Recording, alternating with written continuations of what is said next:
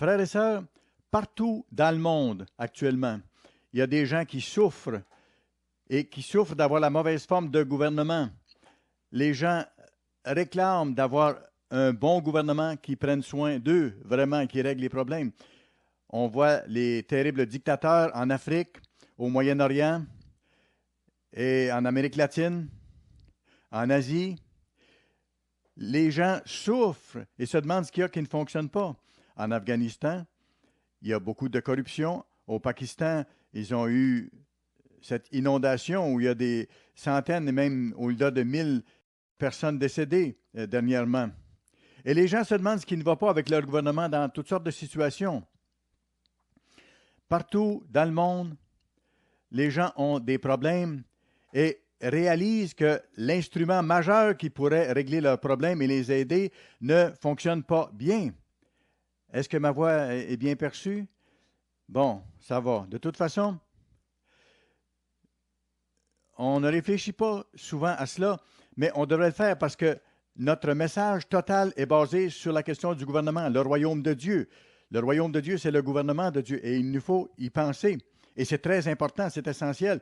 Aux États-Unis, comme ailleurs dans d'autres pays, il y a beaucoup de corruption, même au niveau gouvernemental, chez les dirigeants. Ici, des gouverneurs, des représentants d'État, des sénateurs, je nommerai pas personne ici, bien sûr, mais des dirigeants d'entreprises et des dirigeants politiques sont corrompus. Les gens ont besoin d'avoir un gouvernement juste. On voit dans les journaux et dans les bulletins de nouvelles que les dirigeants politiques nous jouent des tours en prétendant que tel projet va coûter tel montant, mais que ça coûte beaucoup plus cher. Et ils hypothèquent notre futur et les générations à venir. Nous avons besoin d'un gouvernement juste. Et dans la Bible, il en est question clairement à de nombreuses reprises. Frères et sœurs, en ce moment même, dans quelques-uns des groupes issus de l'Église universelle, dans 4 ou 5 groupes de ces gens-là, ils ont des problèmes de gouvernement actuellement. Et plusieurs centaines de leurs membres sont en train de quitter actuellement parce qu'ils en souffrent. Ces groupes-là ont emprunté des sentiers contraires à ceux que M. Armstrong enseignait et contraires à ceux de la Bible. Et les gens en souffrent terriblement en ce moment même. Alors, il nous faut comprendre en quoi consiste le gouvernement selon Dieu. Nous, dans l'Église de Dieu, nous sommes à l'entraînement actuellement pour administrer le gouvernement de Dieu dans le monde à venir. Et nous devons en vivre maintenant. C'est une des raisons pour lesquelles nous sommes appelés. M. Armstrong l'a mentionné à de nombreuses reprises. Nous ne sommes pas appelés d'abord pour être sauvés, mais pour faire l'œuvre de Dieu, pour annoncer le merveilleux monde à venir, le gouvernement de Dieu qui va être établi sur la terre. Et nous devons en même temps nous préparer à être ses dirigeants dans le monde à venir pour régner sur toutes les nations de la terre. C'est là notre entraînement actuellement. Et dans ces groupes-là, plusieurs ne comprennent pas le gouvernement de Dieu. Ils devraient le comprendre. Leurs dirigeants devraient le comprendre, mais ils ont rejeté la bonne forme de gouvernement et la bonne sorte de structure gouvernementale. Et ils ont des problèmes et les gens en souffrent dans ces groupes-là. Alors, frères et sœurs, nous devons réfléchir à ça. Est-ce que nous sommes en train d'appliquer la bonne sorte de gouvernement et de respecter la sorte de gouvernement que Dieu veut avoir dans son Église? C'est de ça que je vais vous parler aujourd'hui. Dans le monde entier, on voit toutes sortes de formes de mauvais gouvernement. M. Armstrong, lorsqu'on lit ses articles et lorsqu'on lit son autobiographie, M. Armstrong a dû quitter l'Église de Sardes parce qu'il n'était pas capable de prêcher la bonne chose et n'appliquait pas la bonne forme de gouvernement. Il faisait de la politique, il y avait toutes sortes de petits jeux politiques, tel groupe allait dans telle direction, telle partie de l'Église allait dans l'autre direction. Et les gens diluaient la vérité. Il y avait des jeux politiques, et même concernant les doctrines et les pratiques de l'Église. Alors, M. Armstrong a dû quitter ce groupe-là parce qu'il prêchait la vérité concernant les descendants modernes des nations d'Israël, et ce n'était pas accepté. D'autres personnes venaient à l'Église, à ce moment-là, à l'Église de Sardes, et voulaient diluer les choses. Lorsque vous lisez le livre de Richard Nichols, l'histoire de l'Église du septième jour, l'homme décrit la confusion qu'il y avait dans l'Église de Dieu à ce moment-là, au moment de l'Église de Sardes. Cet homme-là a travaillé à Pasadena à l'Église et a écrit ce livre-là. Et il décrit tous les aspects de politicaillerie qu'il y avait dans l'Église de Sardes à ce moment-là. Ça l'a diminué leur efficacité à annoncer l'Évangile parce qu'ils n'avaient pas la bonne sorte de gouvernement. Je pourrais vous donner beaucoup d'exemples de mauvais gouvernements dans le monde, mais je n'aurai pas le temps parce que je veux garder l'attention sur le point principal. Vous avez déjà lu ces choses-là, pour du moins certains des plus anciens parmi nous. Nous n'adorons pas M. Armstrong, mais Dieu l'a utilisé, malgré ses faiblesses, malgré ses limitations, et Dieu l'a béni pour annoncer l'Évangile dans le monde. Et il a donné la connaissance du sabbat à un très grand nombre de personnes. Il a enseigné plus de gens concernant le sabbat que n'importe quelle autre personne sur la terre et n'importe quelle autre église, et concernant aussi le royaume de Dieu. Dieu a utilisé M. Armstrong puissamment. M. Armstrong, vous vous rappelez, a parlé des 18 vérités que Dieu a rétablies dans l'Église à travers lui. Il a restauré 18 vérités. Et la première vérité qu'il a restaurée dans l'Église concernait le gouvernement de Dieu, la bonne forme de gouvernement. M. Armstrong en a parlé à de nombreuses reprises parce qu'il a réalisé de plus en plus à quel point c'était important. Lorsque je suis arrivé à l'Ambassadeur College, je n'en parlais pas beaucoup. Il y avait beaucoup de problèmes à régler à ce moment-là. Les gens essayaient de l'attaquer, de causer des divisions. Après coup, avec les années, il a réalisé que c'est la mauvaise forme de gouvernement qui a causé tant de problèmes dans l'Église de Sardes. Et vous vous rappelez, M. Armstrong disait souvent, toute la question est une question de gouvernement. Toute la question en est une de gouvernement dans l'Église. Et c'est vrai. M. Appartient s'en rappelle. Il y a différentes façons d'aborder la question, bien sûr, mais un des aspects de regarder le christianisme, on peut en parler en termes d'amour, bien sûr. Et dans Éphésiens, il est question de vaincre Satan. Dans Éphésiens chapitre 6, il est indiqué de prendre le bouclier de la foi.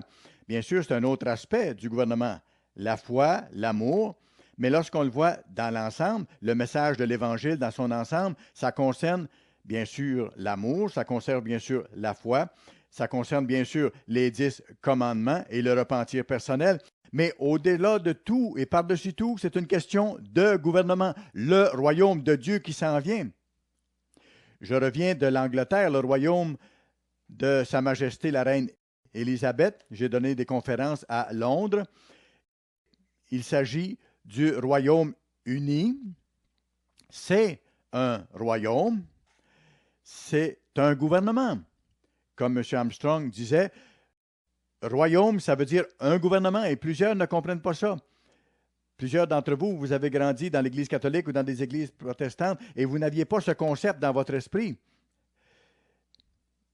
Et automatiquement, vous ne pensez pas en termes de gouvernement lorsqu'on parle du royaume, mais le royaume de Dieu veut dire gouvernement de Dieu. Il nous faut comprendre ce qu'est la base de l'Évangile, la bonne nouvelle du royaume de Dieu à être établi bientôt sur la terre. Et le fait de ne pas comprendre ça et de ne pas l'appliquer dans certains groupes, ça leur crée des problèmes. Et M. Armstrong a restauré cette première vérité dans l'Église. Et il nous faut revenir à ça. Vous savez, les gens ont oublié ça tellement rapidement. Certains qui ont étudié sous M. Armstrong ont perdu de vue cette réalité majeure, importante. Comprenons ce sujet essentiel parce que c'est vraiment important. Allons à Genèse chapitre 1. Genèse chapitre 1. M. Armstrong en parlait très souvent de ça.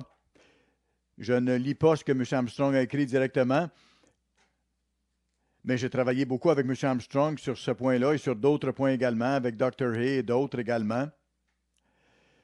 Alors, dans Genèse, chapitre 1,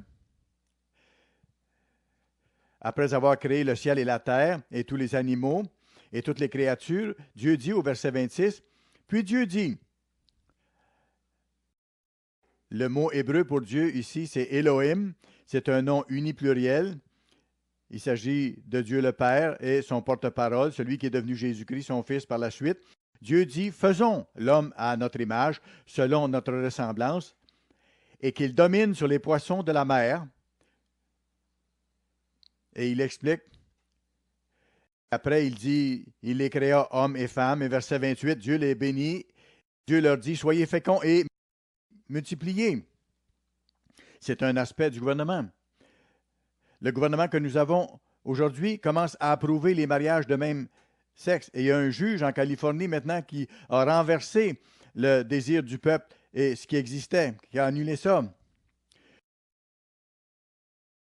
Nous en sommes rendus, selon un article de journal, à la jugocratie au lieu de la démocratie aux États-Unis.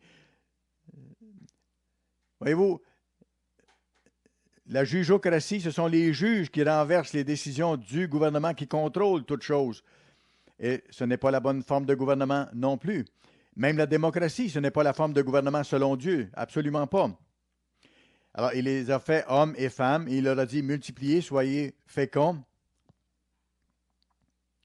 Et j'ai vu dernièrement dans les journaux, à partir de la décision de ce juge qui a rendu légal le mariage entre gens de même sexe, on a vu des gens s'embrasser à la télévision, se serrer dans les bras. Ça nous rend malades, des gens de même sexe qui se marient. Et nos journaux locaux parlent de ça de façon positive, plutôt que d'exprimer leur horreur devant ça. Et ça se passe au milieu de nos nations, parce que les hommes ont rejeté les lois de Dieu, ont rejeté la parole de Dieu. Les hommes ont rejeté les commandements de Dieu et se sont détournés totalement de Dieu. Et c'est pourquoi nos nations sont en chute libre. Dieu avait dit, soyez féconds, multipliez, remplissez la terre. Dieu a basé le mariage sur le fait qu'un homme et une femme allaient avoir des enfants. Deux hommes ne peuvent pas avoir d'enfants, deux femmes ne peuvent pas avoir d'enfants. Et dominer sur les poissons de la mer et ainsi de suite, sur la création. C'est une forme de gouvernement, c'est ça, le gouvernement de Dieu aussi. L'homme a été fait à l'image de Dieu avec la possibilité de penser, la possibilité de créer, la possibilité de choisir, de prendre des décisions. Et l'homme devait apprendre la bonne forme de gouvernement sous Dieu. Alors, on remonte au plan original de Dieu depuis le tout début. Allez à Genèse 2 maintenant, le verset 7. Genèse 2, verset 7. L'Éternel Dieu forma l'homme de la poussière de la terre. Il souffla dans ses narines un souffle de vie et l'homme devint un être vivant. Puis l'Éternel planta un jardin en Éden du côté de l'Orient et il y mit l'homme qu'il avait formé. L'Éternel Dieu fit pousser du sol des arbres de toute espèce, agréables et bons à voir, à manger, l'arbre de la vie au milieu du jardin et l'arbre de la connaissance du bien et du mal. Et Adam et Ève ont fait quoi? Qu'est-ce qu'ils ont pris en prenant l'arbre de la connaissance du bien et du mal? Ils ont pris une combinaison de bien et de mal, un mélange de bien et de mal. Et la démocratie, ce n'est pas seulement mal, c'est un mélange, une combinaison de bien et de mal. Le résultat final, c'est l'autodestruction, la destruction de la nation même. C'est un mélange de bien et de mal, et il nous faut le réaliser. Lorsque les hommes diluent la vérité de Dieu et se détournent de Dieu, ils ont à en souffrir. Dieu a dit à plusieurs reprises dans sa parole, « N'ajoutez rien à ce que je dis et n'enlevez rien à ce que je dis. » Il y a beaucoup de choses que j'aimerais vous citer comme ça, mais je n'irai pas. On ne doit pas changer ce que Dieu a dit. Dieu a dit, ne faites pas ça, n'ajoutez rien à ma parole et ne retranchez rien. Mais même des gens dans l'Église de Dieu font ça à l'occasion et des groupes issus de l'Église universelle en souffrent. Certains ont prétendu ne pas pouvoir avoir un seul leader parce que, à cause de ce que M. Tkach a fait. Qu'est-ce qu'ils ont fait? Ils ont jeté le bébé avec l'eau du bain. Ils ont changé la forme de gouvernement. Non, il ne faut pas faire ça. Si un homme méchant vient en tête de l'Église ou d'une nation, vous n'essaierez pas de tuer l'homme, vous allez partir, vous allez quitter l'endroit. Voyez-vous, c'est la façon de faire dans le Nouveau Testament. Dieu nous montre qu'il nous faut obéir à Dieu plutôt qu'à l'homme lorsqu'il y a un conflit. Et lorsqu'une organisation a comme chef quelqu'un de corrompu ou qui se détourne, à ce moment-là, il faut quitter. Mais écoutez, il n'y a pas personne de parfait. Il y a 3 choses principales à vérifier pour voir si c'est la vraie Église et le vrai leadership. Premièrement, est-ce que la vérité biblique est enseignée? Deuxièmement, est-ce que l'œuvre est accomplie? Est-ce que cette Église-là vit selon la bonne forme de gouvernement de Dieu? Si ces 3 choses-là sont présentes dans l'Église, c'est là que Dieu travaille. C'est là que le Christ agit. Vérifiez ces choses-là, prouvez-le par vous-même et pour vous-même. Il y a une Église qui fait ces choses plus que tout autre, et c'est là que Dieu œuvre. D'abord, non pas que les autres groupes issus de l'Église universelle ne lui appartiennent pas, mais n'oubliez pas, il dit à l'Église de Laodicée, à ce groupe-là, dans Apocalypse 3, il leur dit, « Je vous vomirai de ma bouche ». Ils sont appelés Église de Dieu, mais ils diluent les choses. Ils sont tièdes. Le Christ dit que je vous vomirai de ma bouche. On voit ça dans Apocalypse chapitre 3. Alors, il nous faut faire des choix parfois.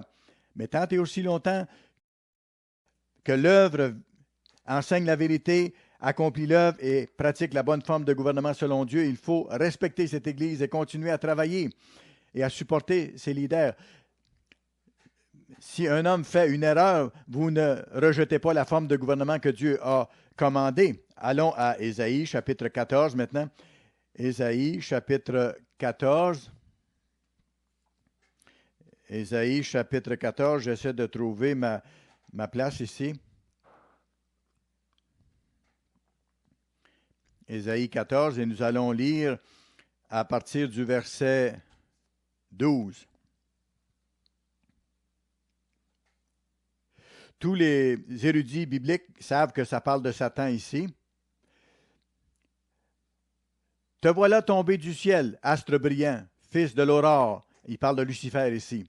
« Tu es abattu à terre, toi, celui qui affaiblit les nations. » Dans certaines versions, « Toi, le vainqueur des nations. » Tu disais en ton cœur, « Je monterai au ciel. » Dieu avait créé 3 super archanges, Michael, Lucifer et Gabriel.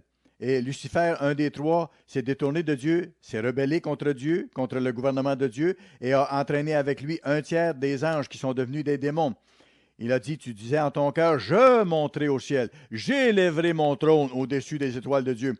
Je m'assiérai sur la montagne de l'assemblée à l'extrémité du septentrion. Je monterai sur le sommet des nues. Je vais monter au ciel et combattre Dieu. Je serai semblable au Très-Haut.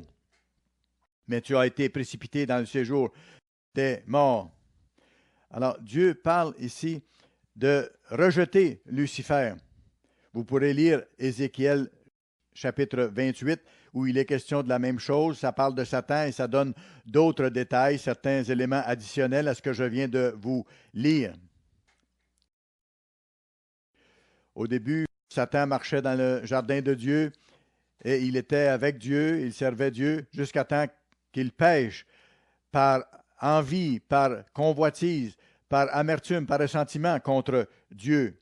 Il a rejeté le gouvernement de Dieu. Vous savez, Dieu a vu faire Lucifer et Dieu ne permettra pas à ce que des rebelles entrent dans son royaume. Absolument pas. Laissez-moi vous le répéter.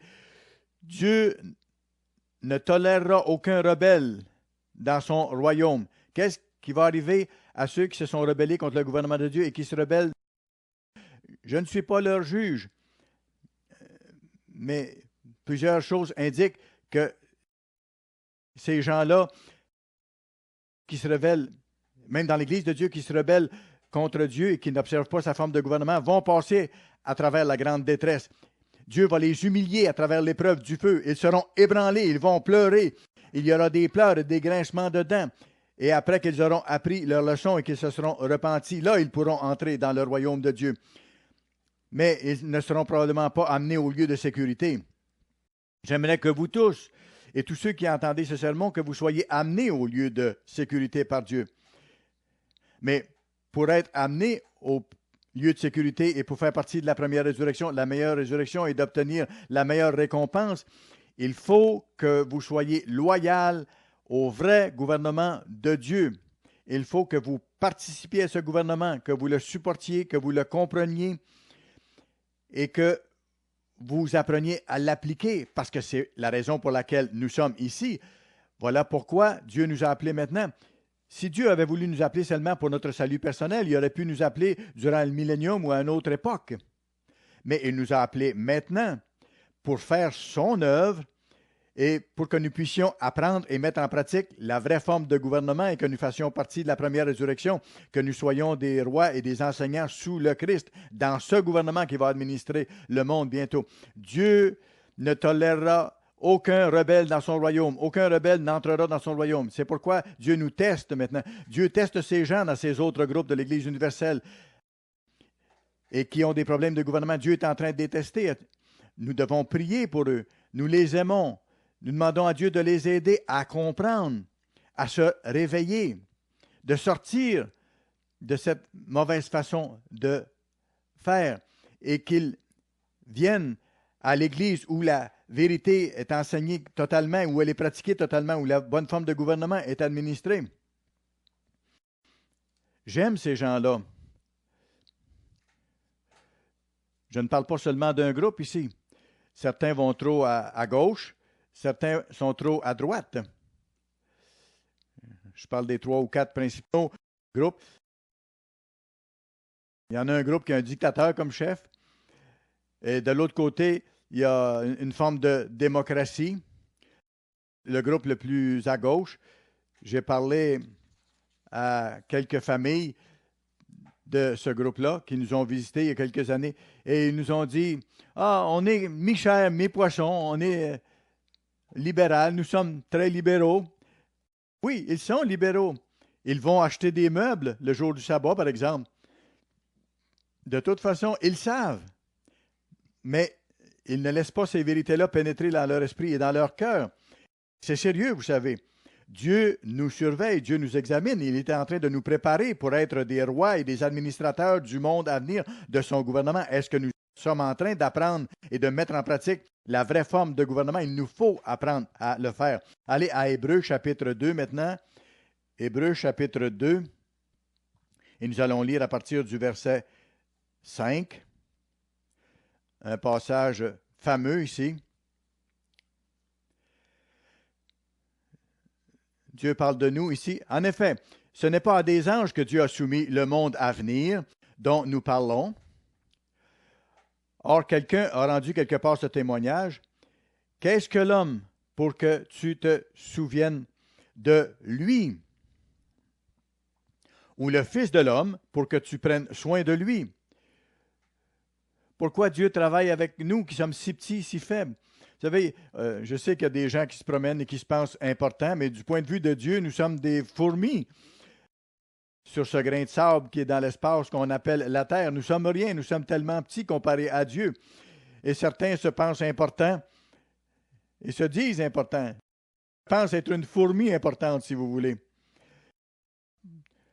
Winston Churchill a dit déjà, je sais que nous sommes tous des vers, mais je crois que je suis un ver plus brillant.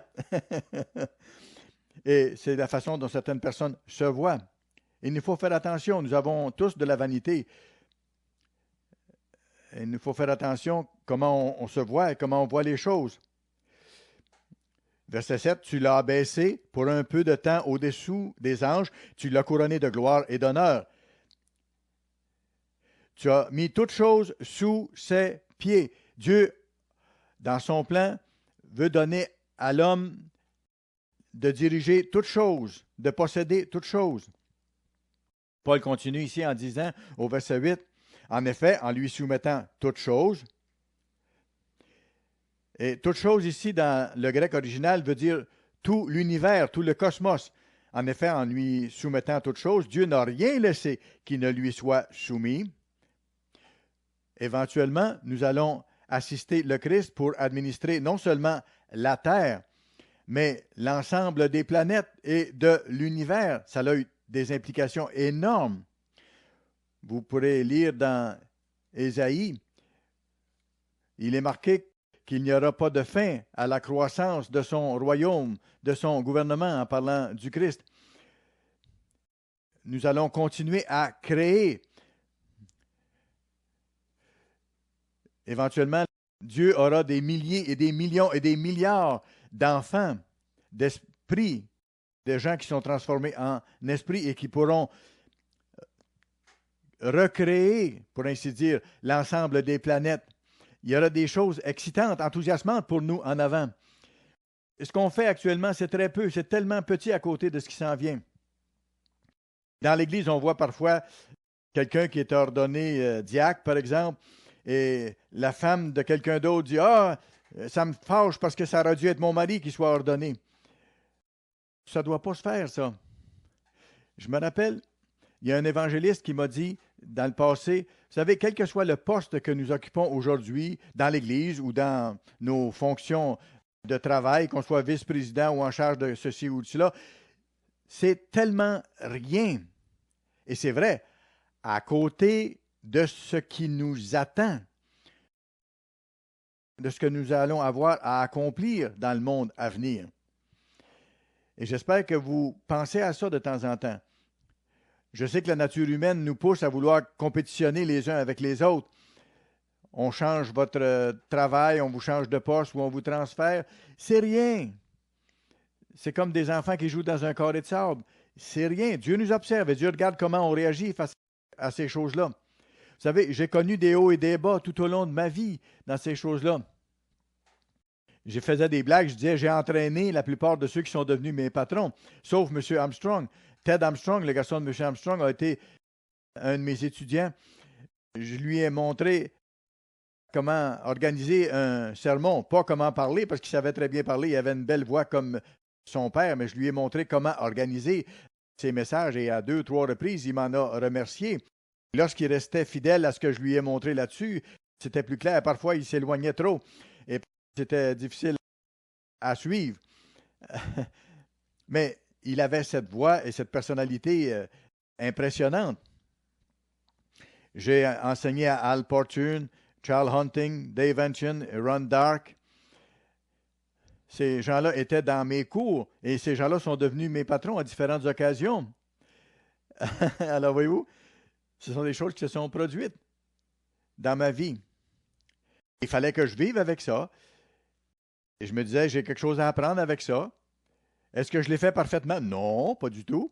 Non, absolument pas. Parfois, j'ai eu des mauvaises attitudes à l'occasion, mais j'ai prié Dieu, j'ai jeûné là-dessus, j'ai demandé l'aide de Dieu et j'ai continué le travail que j'avais à faire. Et vous pouvez le faire également.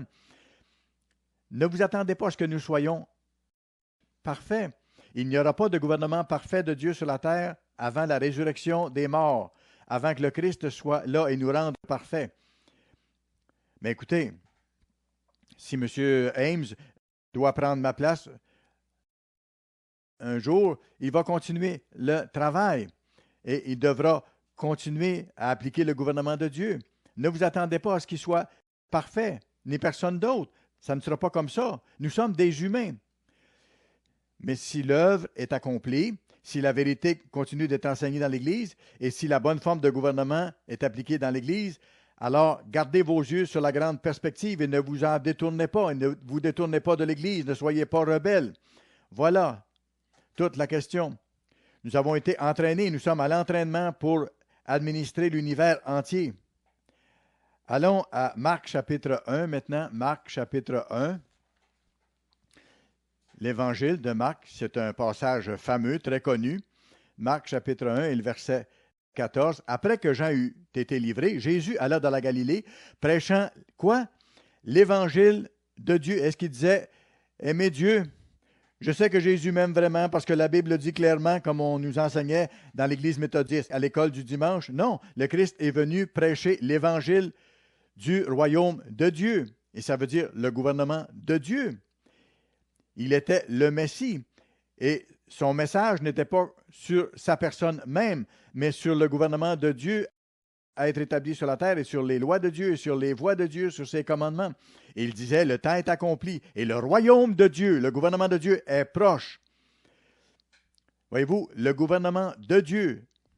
Et il a dit après ça, repentez-vous et croyez à la bonne nouvelle. Il nous faut nous repentir de nos péchés et croire ce que Dieu dit, et nous devons le mettre en pratique. La vraie bonne nouvelle concerne notre appel, et notre appel est directement lié à devenir des administrateurs, des dirigeants, des rois et des enseignants dans le monde à venir, dans le gouvernement de Dieu sous le Christ, en étant membre de la famille de Dieu, membre du gouvernement de Dieu, sous Jésus-Christ, sur la terre entière, pendant toute l'éternité. Allons à Luc maintenant, Luc chapitre 19. Luc chapitre 19. Et nous allons lire à partir du verset 11.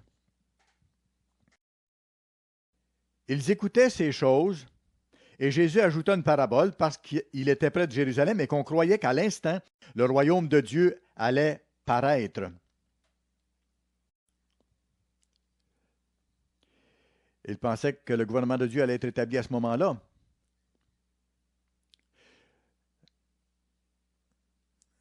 Voyez-vous, on voit par ça qu'il savait que le royaume de Dieu, ce n'était pas une émotion dans votre cœur, mais que le royaume de Dieu, c'était vraiment un gouvernement réel.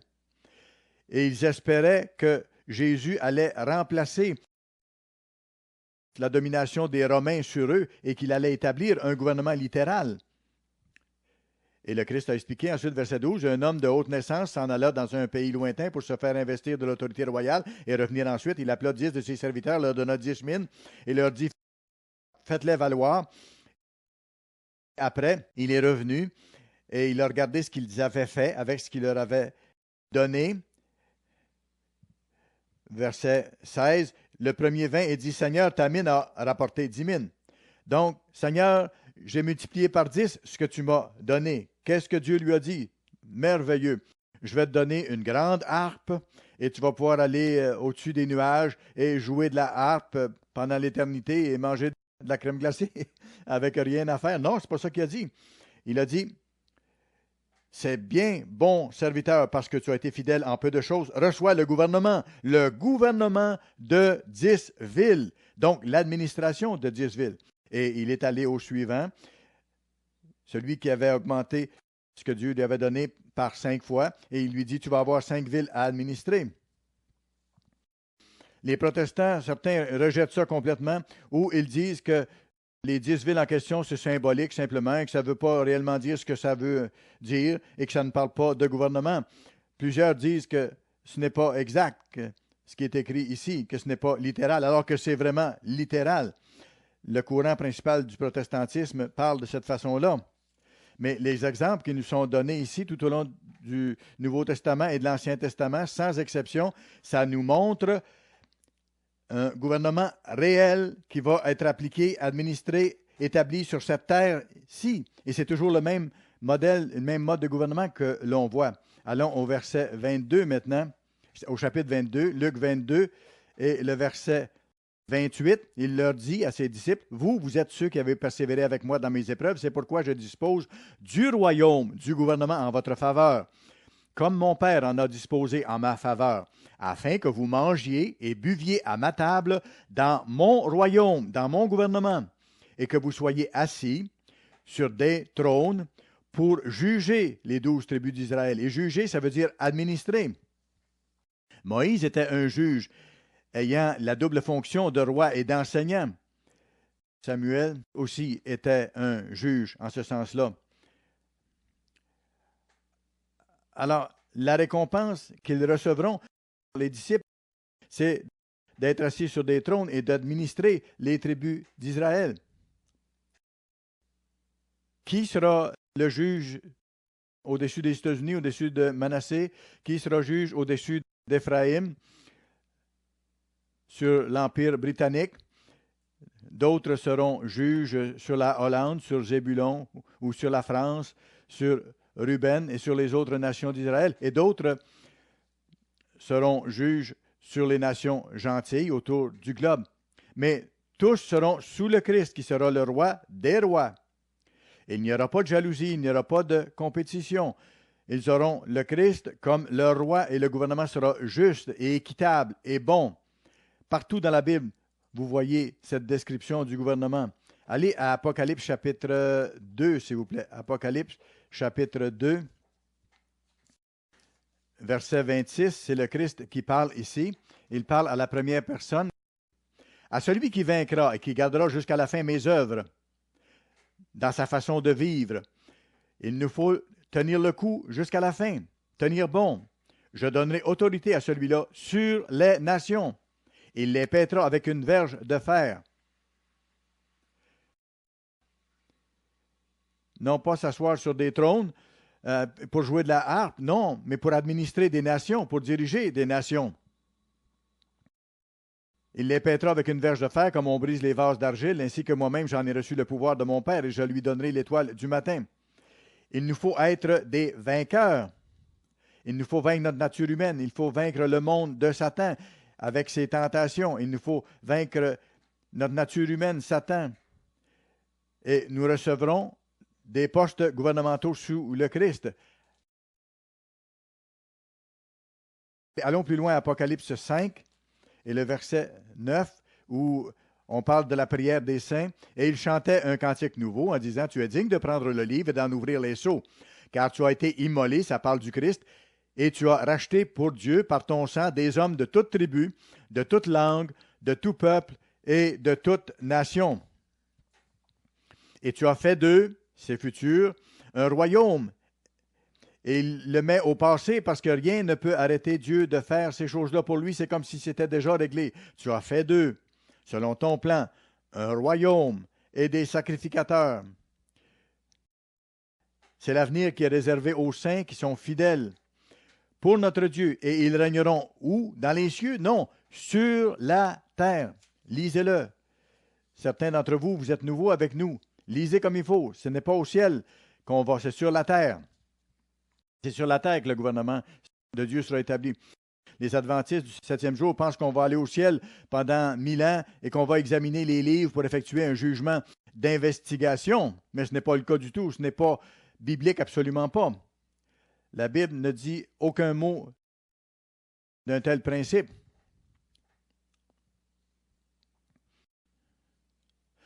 Ellen White avait une imagination fertile, celle qui était en charge des adventistes du 7e jour.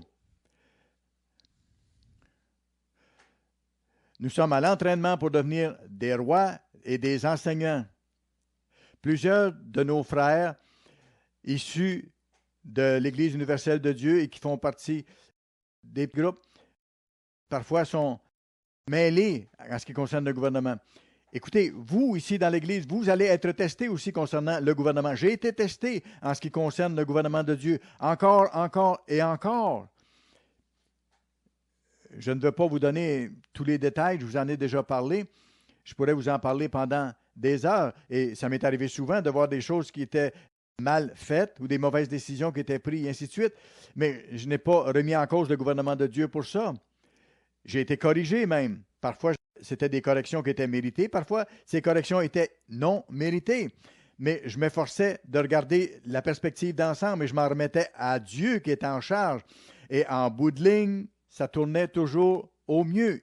Il est Dieu et Dieu règle les choses à sa façon en son temps.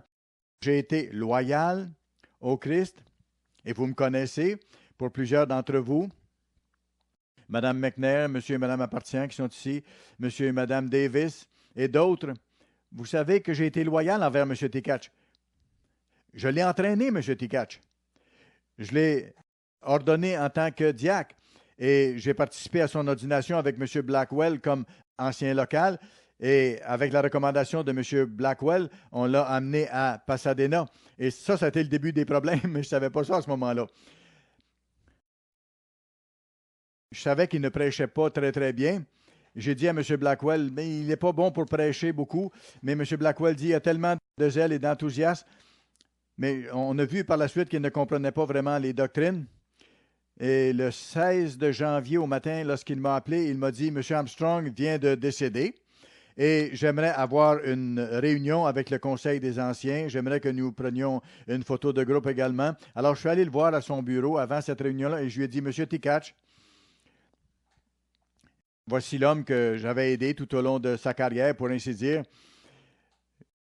J'avais été son patron pendant plusieurs années Je lui ai dit, je vais être loyal envers vous tant et aussi longtemps que vous allez suivre la voie de M. Armstrong et que vous allez appliquer les principes bibliques. Et c'est ce que j'ai fait. Et il m'a dit, ne m'appelez pas M. Tikach. Il voulait que tout le monde l'appelle Joe. Et, non, j'ai résisté. Non, j'ai dit non, je ne vous appellerai pas Joe. Je l'avais fait dans le passé, mais je ne le ferai plus maintenant à cause du poste que vous occupez. Personne qui n'occupe votre fonction doit être appelé par son petit nom. Les membres de votre famille ou vos amis très proches peuvent le faire, mais personne dans l'Église ne doit vous appeler par votre petit nom parce que vous occupez un poste. Mais même s'il a mal utilisé son poste, il occupait le poste et on doit respecter ce poste. Et c'est ce que j'ai fait de mon mieux.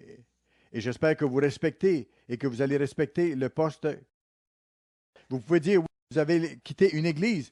Écoutez, j'aurais pu quitter 3 ans auparavant quand Gérald Fleury a quitté et j'ai été appelé par le fils de M. Fleury. J'avais regardé quelques émissions, j'avais entendu quelques émissions de M. Fleury. Je savais, c'était mon étudiant qui avait été. Mon épouse me demandait ce que je faisais en écoutant ça. J'ai dit, je veux savoir qu'est-ce qu'il prêche. Et j'ai vu qu'il y avait beaucoup d'inconsistances, d'incohérences dans ses messages. Et il interprétait mal, il comprenait mal les passages bibliques. Alors, je savais à quelle enseigne il logeait. Je savais à partir de ce moment-là, et même par son arrogance, que ce n'était pas l'homme qu'il fallait suivre. M. Armstrong m'avait dit aussi, ne suivez pas mon fils Ted. Je connaissais très bien Ted aussi. Et je savais les problèmes qu'ils avaient eus. Alors, ce n'était pas l'homme à suivre, Ted Armstrong. Et j'ai attendu, et tout à coup, il y a 5 choses. Dans l'espace de 3 ou 4 mois, il y a 4 ou 5 choses qui sont arrivées à la suite, les unes des autres, qui m'ont montré qu'il fallait que je quitte. Je devais quitter l'Église universelle de Dieu à ce moment-là. Et un des évangélistes m'a dit, ils vont changer toutes choses. Ils vont tout changer. Et quand j'ai vu qu'ils commençaient à faire ça, et surtout quand ils ont publié leur brochure « Dieu est », qui présentait un faux Dieu. Alors j'ai vu qu'il fallait que je quitte à ce moment-là. Je ne pouvais pas poursuivre. Écoutez, j'avais des responsabilités parce que j'étais le plus ancien évangéliste à ce moment-là. Je n'avais pas le choix. Je n'avais pas d'autre choix. Et me voici maintenant. Peut-être vous allez dire pourquoi je suis le leader. Écoutez, je suis faible, je suis très humain, je sais. Je suis faible même physiquement depuis que j'ai eu des problèmes cardiaque et M. Ames devra peut-être prendre ma place un jour. Mais je dois vous dire ceci. Je ne dis pas ça en vanité, mais je suis le seul évangéliste original ordonné par M. Armstrong qui est encore en vie parmi les 5 premiers. Tous les autres sont décédés parmi les plus anciens. M. Appartient est là, mais il a été ordonné un petit peu après moi. Nous sommes contents que M. Appartient soit là pour faire l'œuvre avec nous. Mais je devais quitter à ce moment-là. C'était ma responsabilité. Je le savais que c'était ma responsabilité. J'étais le seul évangéliste des 5 évangélistes originaux qui avaient été ordonnés et je devais continuer l'œuvre. J'ai commencé l'Église globale et Dieu s'est servi de moi. Le Christ m'a aidé. Et cette Église globale est devenue maintenant l'Église du Dieu vivant et Dieu nous bénit. Nous prêchons la vérité plus que tout autre groupe. Et nous essayons d'être équilibrés. Nous ne voulons pas être libéraux en diluant les choses et en diluant la question de gouvernement de Dieu. Certains qui sont à gauche commencent à croire à la Trinité et ne croient pas aux airs de l'Église. Ils ont ce problème-là. Du côté de la droite, il y a des dictateurs. Et si vous n'êtes pas d'accord avec eux, si vous avez des questions, ils vous mettent en dehors de l'Église. Nous voulons être centristes. Nous voulons être équilibrés. Par-dessus tout. Est-ce qu'on est parfait? Non. J'aimerais être parfait. Le Christ est le seul humain parfait qui a existé sur la face de la terre. Mais nous sommes plus équilibrés dans notre approche que tout autre groupe issu de l'Église universelle de Dieu. Je pense que vous le savez. Et Dieu nous utilise pour accomplir son œuvre. Et il y a des centaines de ces gens-là qui viennent avec nous maintenant. Un tiers d'un de ces groupes-là en Angleterre vient de joindre nos rangs. Nous voulons aider ces gens-là à comprendre la vraie forme de gouvernement. Certains disent, nous sommes tous pareils. Non, nous ne sommes pas tous pareils. Cette question de gouvernement est essentielle, elle est extrêmement importante.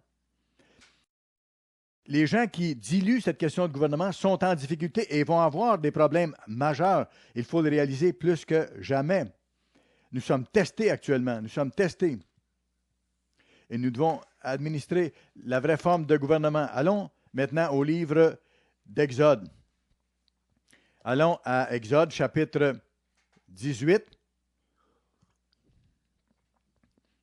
où on voit le modèle de gouvernement que Dieu a inspiré d'être établi dans son Église.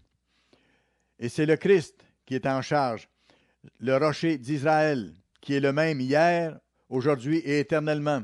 Et il a guidé Moïse ici. On voit Exode, chapitre 18 et le verset 13. Le lendemain, Moïse s'assit pour juger le peuple et le peuple se tint devant lui depuis le matin jusqu'au soir. Le beau-père de Moïse vit tout ce qu'il faisait pour le peuple et il dit, que fais-tu là avec ce peuple? Pourquoi sièges-tu seul et tout le peuple se tient-il devant toi depuis le matin jusqu'au soir? Alors tout le monde devenait fatigué et c'était trop lourd. Moïse répondit à son beau-père, que le peuple vient à moi pour consulter Dieu. Quand ils ont quelque affaire, ils viennent à moi, je prononce entre eux et je fais connaître les ordonnances de Dieu. Le beau-père de Moïse lui dit, ce que tu fais n'est pas bien. Tu t'épuiseras toi-même et tu épuiseras ce peuple qui est avec toi, car la chose est au-dessus de tes forces et tu ne pourras pas y suffire seul.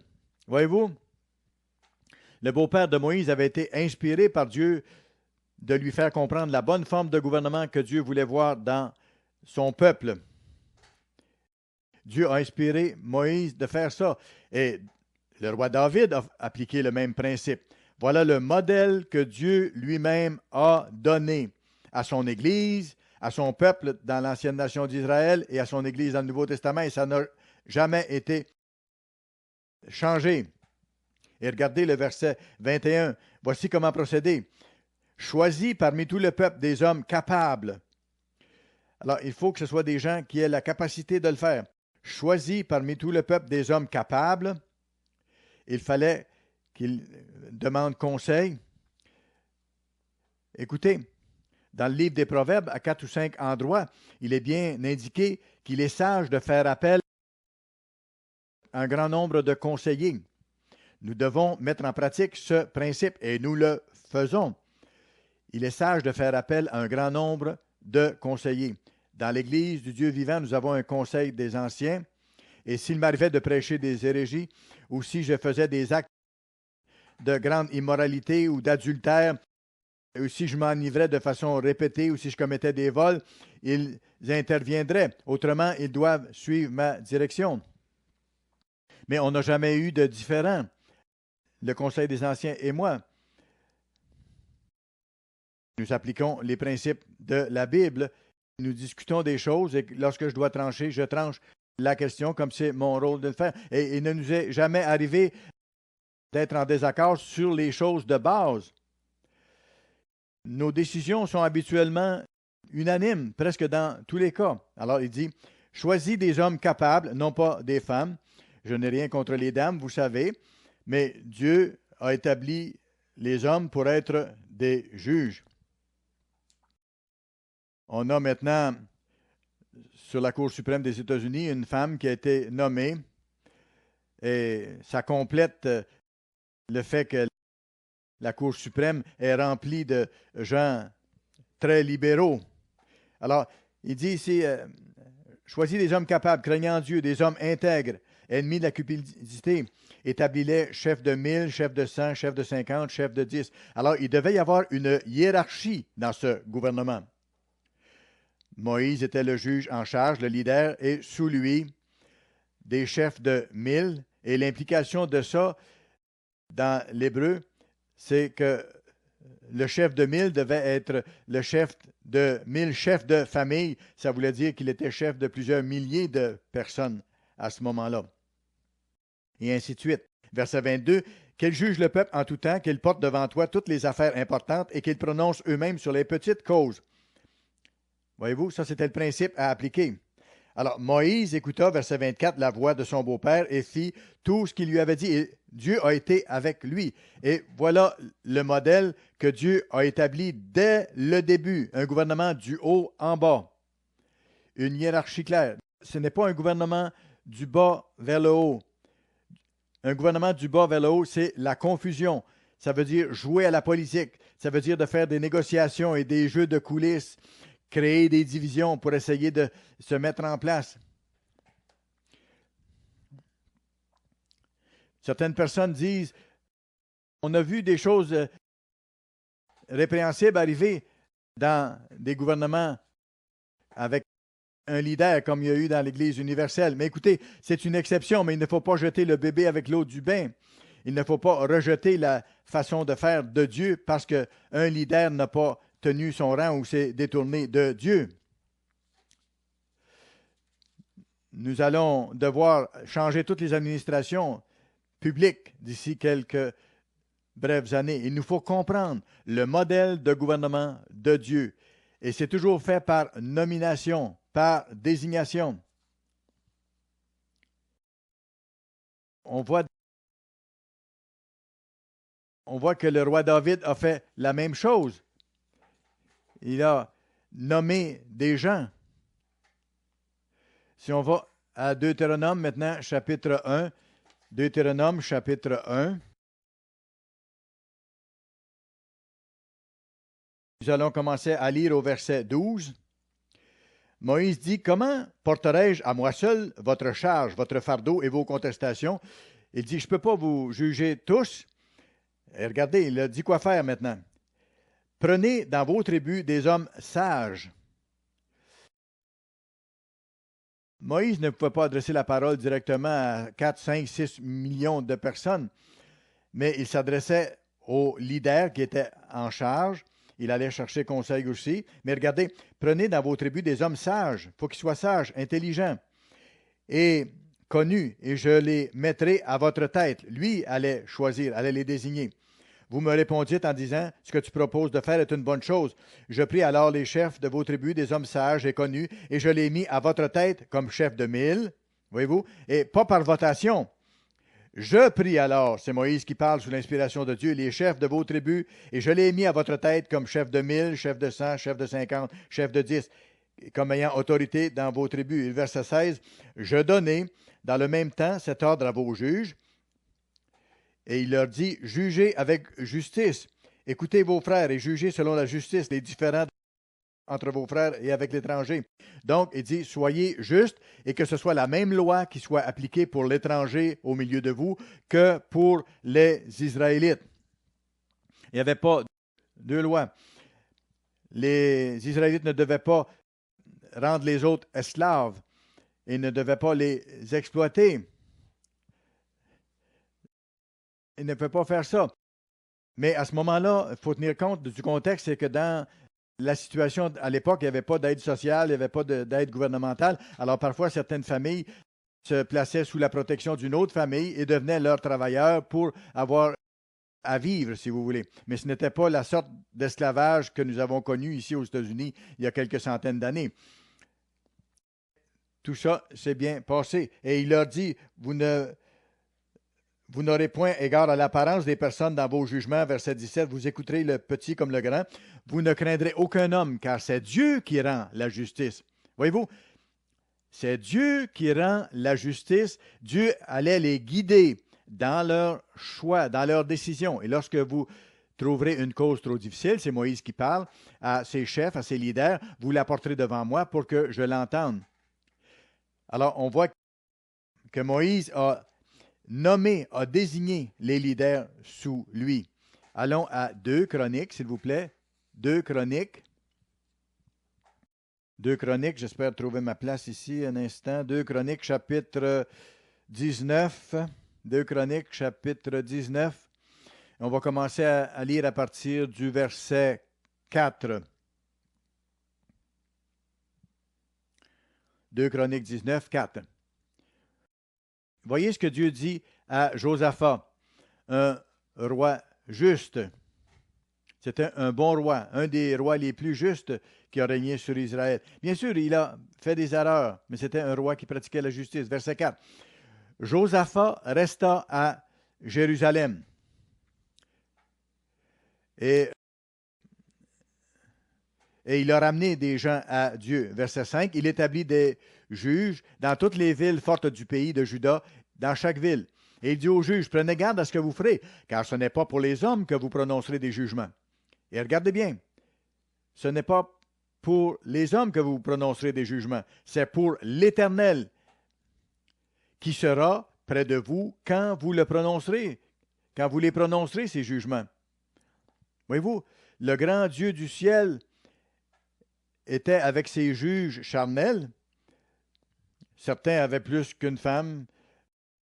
Ils n'avaient pas l'Esprit de Dieu. Parfois, l'Esprit de Dieu était avec eux. Parfois, non. Mais on voit que Dieu les guidait quand même, malgré ça. À plus forte raison, maintenant, Dieu guide ses ministres fidèles qui le supplient de lui donner le discernement et la sagesse pour appliquer sa forme de gouvernement. Dieu nous guide plus puissamment aujourd'hui parce que nous avons son Saint-Esprit. Dieu est avec nous. Il nous faut avoir cette confiance. Je l'ai, cette confiance, je le sais. Est-ce que ça veut dire que chaque décision que je vais prendre va vous plaire à chacun? Non. Est-ce que ça veut dire que chaque décision sera juste? Non. Mais la vaste majorité de mes décisions, en concert avec M. Ames, avec M. Appartient, avec M. Crockett, avec M. Winnale et avec M. Rod McNair et avec les autres ministres ici, avec M. Hernandez qui est ici aussi, qui fait partie de notre Conseil des anciens. J'ai plusieurs conseillers autour de moi. Lorsque nous sommes tous ensemble, nous sommes 14 ou 15 à 3 reprises par année, mais chaque semaine, on se réunit environ 8 du Conseil des anciens et nous discutons des choses à régler. Chaque semaine, et parfois plus souvent lorsque nous en avons besoin. Nous avons plus de ministres ici que n'importe où à travers le monde, alors c'est plus facile de faire des consultations. Alors voilà ce qu'ils ont fait, et Dieu était avec eux autres dans le jugement. Maintenant que la crainte de l'Éternel soit sur vous, veillez sur vos actes, car il y a chez l'Éternel notre Dieu ni iniquité, ni égard pour l'apparence des personnes, ni acceptation de présent. Voici donc le processus gouvernemental qu'il devait appliquer. On suggérait des noms à Moïse et Moïse, sous l'inspiration de Dieu, désignait qui devait occuper les postes, comme David a fait par la suite. Allons au Nouveau Testament maintenant dans Luc. Luc chapitre 6, et nous allons lire au verset 12. Ici, Jésus, le Fils de Dieu, nous donne l'exemple concernant le gouvernement qu'il veut voir dans son Église. Luc 6, verset 12. En ce temps-là, Jésus se rendit sur la montagne pour prier, et il passa toute la nuit à prier Dieu.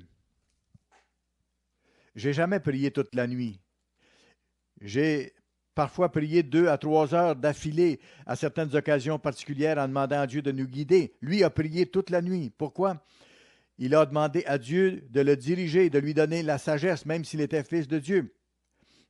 Verset 13, quand le jour parut, il appela ses disciples et il en choisit 12. Il les a nommés, il les a désignés. Personne d'entre ses disciples ont fait un petit discours pour être accepté par lui comme étant ses disciples originaux. Non, le Christ en choisit 12 auxquels il donna le nom d'apôtres. Alors, voilà le modèle que le Christ lui-même nous a donné, et dans l'Ancien Testament et dans le Nouveau Testament. Allons à Actes, au livre de Actes, chapitre 1. Actes, chapitre 1, maintenant. Acte 1. Actes, chapitre 1. Nous allons voir ici comment ils ont remplacé Judas, qui s'était détourné du Christ. Il fallait qu'il le remplace comme disciple original, comme apôtre. Verset 21, il faut donc que parmi ceux qui nous ont accompagnés tout le temps que le Seigneur Jésus a vécu avec nous, depuis le baptême de Jean jusqu'au jour où il a été enlevé du milieu de nous, il y en ait un qui nous soit associé comme témoin de sa résurrection.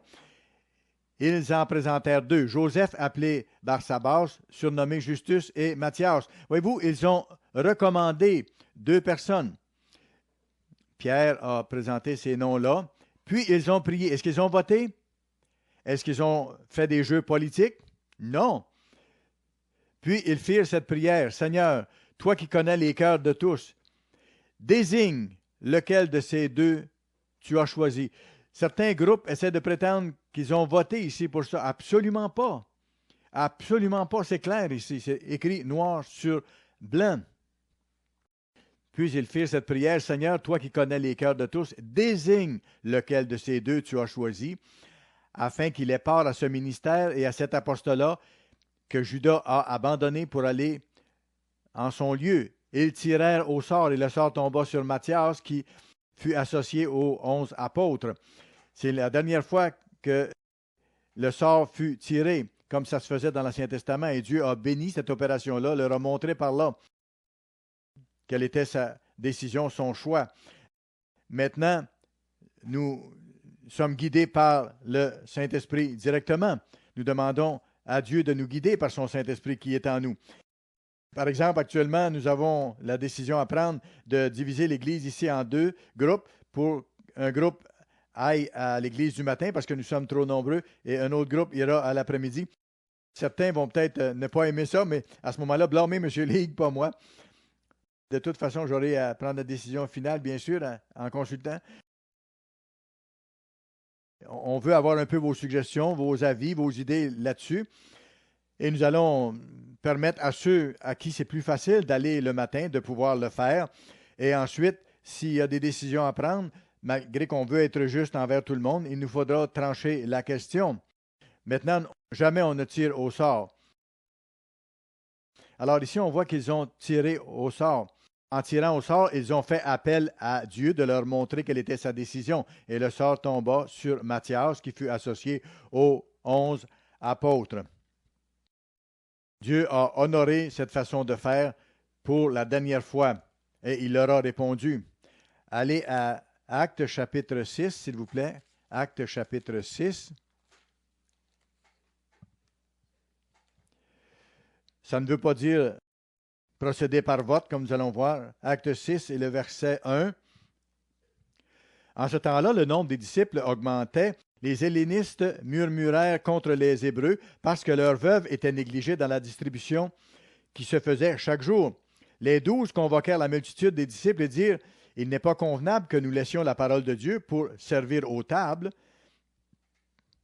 C'est pourquoi, frères, choisissez parmi vous 7 hommes. » Ils n'ont pas dit, « On va voter. » Dans le fond, ce qu'ils ont dit, « On veut avoir votre conseil, on veut avoir vos avis. » Probablement, c'est Pierre qui a pris la parole à ce moment-là. Ils leur ont demandé leur avis, de leur donner conseil, de leur soumettre des noms, de leur suggérer des noms.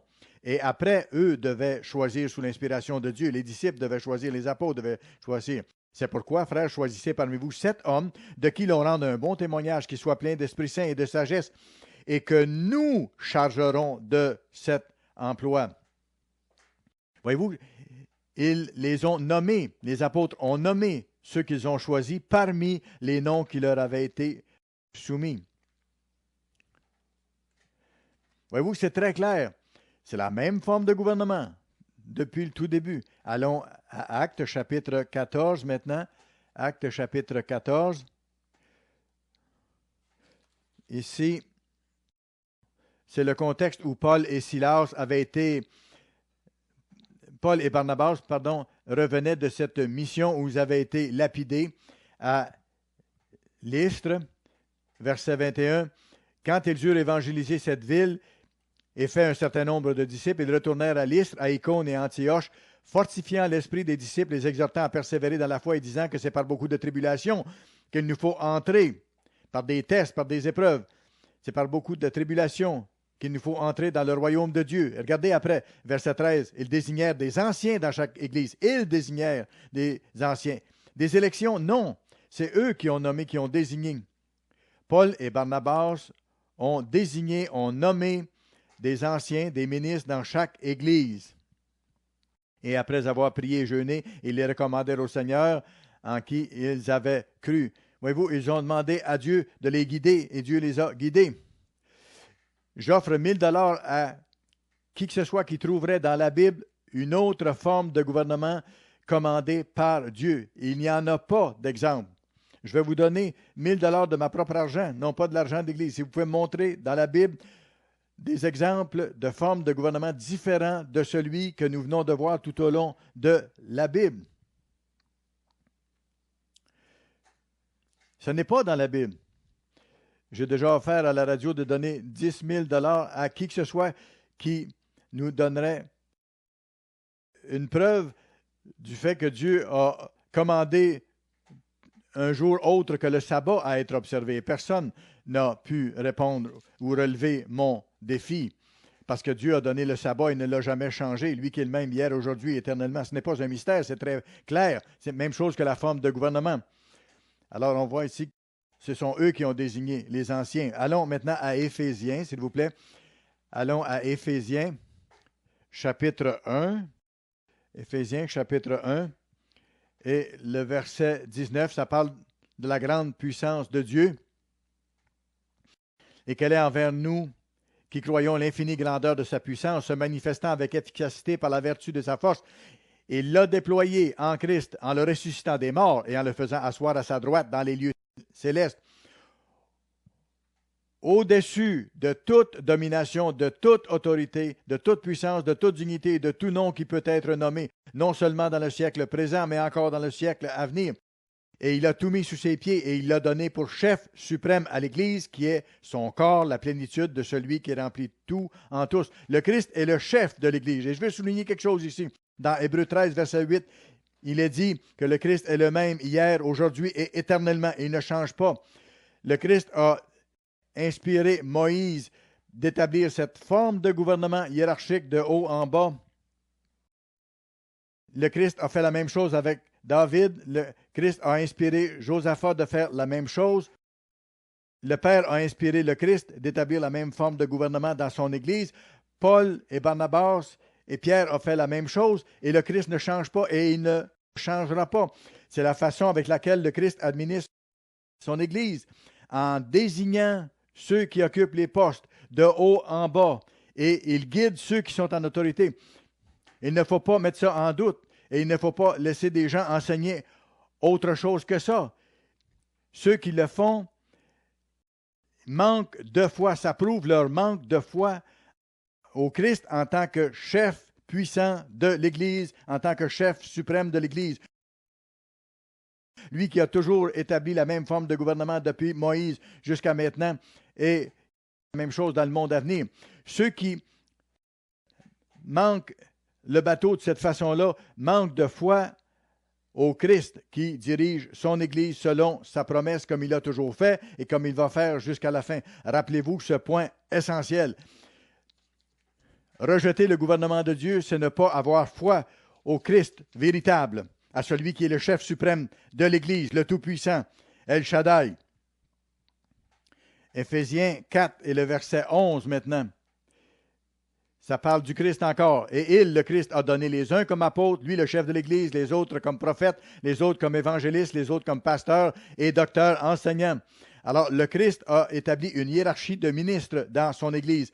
C'est comme ça qu'il procède et il n'a jamais changé. Aujourd'hui, nous avons des évangélistes, nous avons des pasteurs, nous avons des enseignants.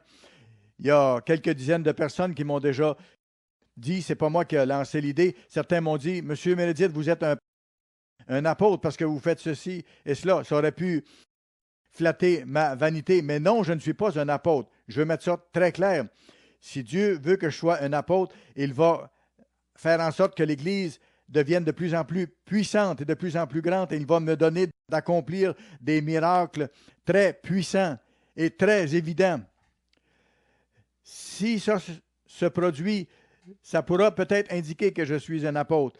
Sinon, j'ai la même petite bouteille d'huile d'olive que j'amène avec moi régulièrement et dont je me sers pour oindre les gens qui sont malades, comme tout autre ministre. Et je n'ai pas besoin d'autres titres. Et c'est la même chose en ce qui concerne chacun de nous. Faisons ce que nous avons à faire et laissons le Christ faire ce qu'il a à faire et diriger l'Église. C'est M. Carl McNair qui m'a donné l'idée de prendre le titre que j'ai actuellement de président évangéliste de l'Église du Dieu vivant. On ne voulait pas prendre le titre de pasteur général parce que ça avait une mauvaise connotation à cause de ce qui était arrivé sous M. Tikash. Alors, M. McNair, qui est venu avec nous, on en a parlé tous les deux, il m'a dit, bon, vous êtes évangéliste et vous êtes en charge, c'est vous qui continuez l'œuvre d'évangéliser. Alors, pourquoi ne pas prendre le titre de président évangéliste? Et c'est ce que j'ai fait. Nous devons, en toutes circonstances, être des dirigeants serviteurs. Ça, c'est essentiel. Nous ne devons pas dominer sur les gens, nous devons être des serviteurs humbles. Et il ne faut pas nous éloigner de ce modèle parce que sans ça, nous allons avoir des problèmes. Il faut le réaliser.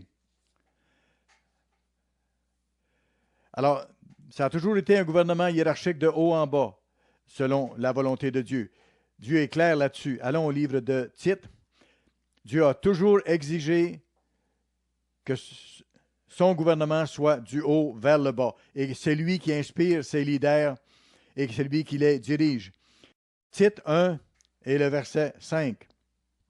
Paul dit à Tite, ce jeune évangéliste, « Je t'ai laissé en Crète afin que tu mettes en ordre ce qui reste à régler et que, selon mes instructions, tu établisses, voyez-vous, pas question de politique, pas question de voter, et que tu établisses des anciens, c'est-à-dire des ministres, dans chaque ville. S'il s'y trouve quelque homme irréprochable, mari d'une seule femme, ayant des enfants fidèles, qui ne soit accusé ni de débauche, ni de rébellion, et ainsi de suite. » Allons à 1 Samuel maintenant, s'il vous plaît. 1 Samuel. Voici quelque chose de très important ici encore.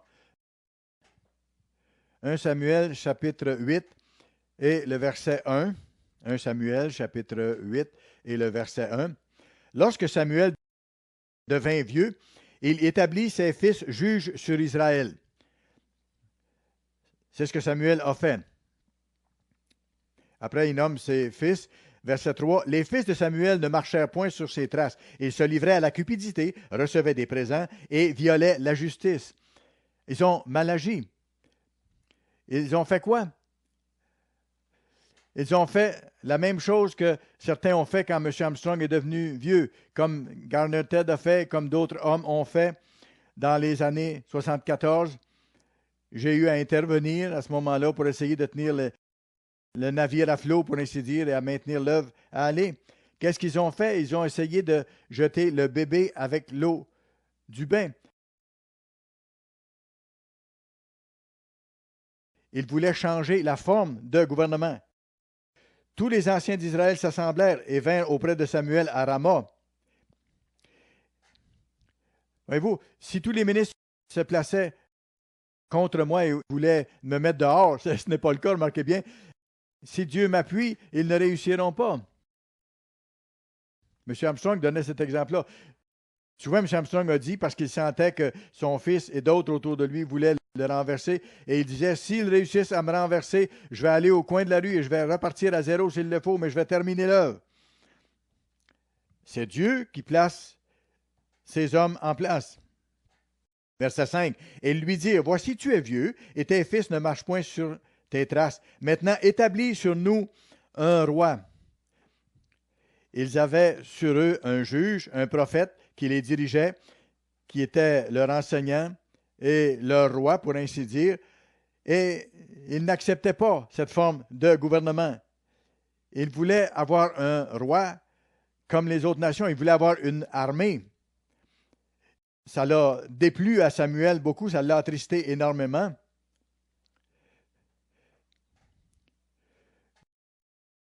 Je n'ai pas à me préoccuper de ma vanité parce que je ne vivrai pas tellement longtemps peut-être. Moi, ce qui m'intéresse, c'est qu'est-ce que Dieu va faire avec l'Église. Qu'est-ce que Dieu va faire avec l'Église?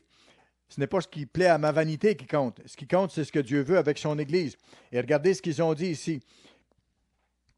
Verset 6. Samuel vit avec déplaisir qu'il disait, « Donne-nous un roi pour nous juger. » Et Samuel pria l'Éternel. L'Éternel dit à Samuel, « Écoute la voix du peuple dans tout ce qu'il te dira, car ce n'est pas toi qu'il rejette, c'est moi qu'il rejette, afin que je ne règne plus sur eux. » Frères et sœurs, à partir de là, la nation d'Israël a été sur une pente descendante continuellement. Ils n'ont pas reçu toutes les bénédictions qu'ils auraient eues autrement. Ils ont eu certaines bénédictions à certains niveaux sous le roi David et dans les premières années du roi Salomon, mais pas dans les dernières parce qu'elle s'était détournée de Dieu. Quand la nation avait des prophètes fidèles, ça allait bien. Aujourd'hui, il y a toutes sortes de ministres dans le monde et ici aux États-Unis qui annoncent un message tout à fait différent de celui de la Bible, qui proclament les mariages de même sexe, qui acceptent l'homosexualité, l'avortement, qui acceptent les couples vivant ensemble sans être mariés.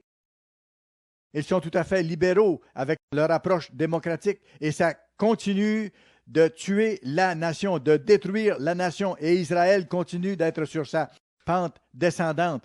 Qu'est-ce que Dieu a dit à Samuel à ce moment-là? Ce n'est pas toi, Samuel, qui le rejette, c'est moi qui le rejette. Comme la nation d'Israël a continué à faire jusqu'à aujourd'hui. Comprenez-le bien.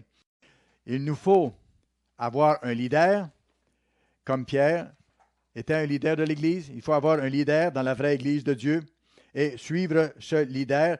Si quelque chose m'arrive, honorez M. Ames, suivez-le. Si l'Église continue à prêcher la vérité, si elle continue à accomplir l'œuvre, si elle continue à appliquer la bonne forme de gouvernement selon Dieu, voilà la voie de Dieu. Il n'y a pas d'autre voie que cette voie-là. Plus nous allons être ensemble dans ce sens-là, plus Dieu va nous bénir. Alors, il nous faut faire ça et mettre en pratique la forme de gouvernement de Dieu parce que c'est essentiel. Nous sommes à l'entraînement pour appliquer ça dans le monde entier très bientôt. Allons à 1 Corinthiens. 1 Corinthiens maintenant, chapitre 6. 1 Corinthiens, chapitre 6.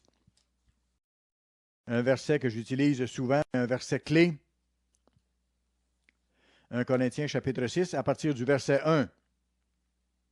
L'un d'entre vous, lorsqu'il a un différend avec un autre, ose-t-il plaider devant les injustes et non devant les saints?